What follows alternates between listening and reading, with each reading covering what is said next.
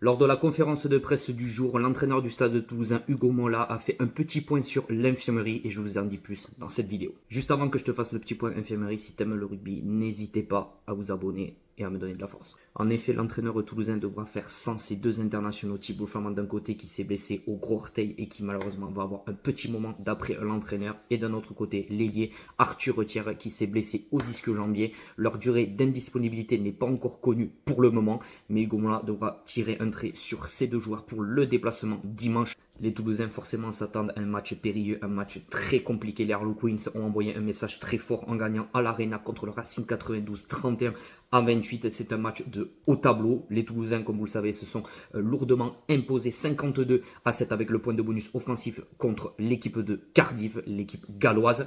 Les Toulousains forcément s'attendent à un match très compliqué, mais avec l'Armada, certes avec des absents, vont essayer de s'imposer et enchaîner une deuxième victoire consécutive. Concernant les autres joueurs de l'infirmerie, M. Romain Ntamak profite de ses vacances aux États-Unis. Il a fait un gros travail au niveau de la rééducation et M. Hugo Mola a décidé de lui laisser quelques jours de repos après une semaine intensive.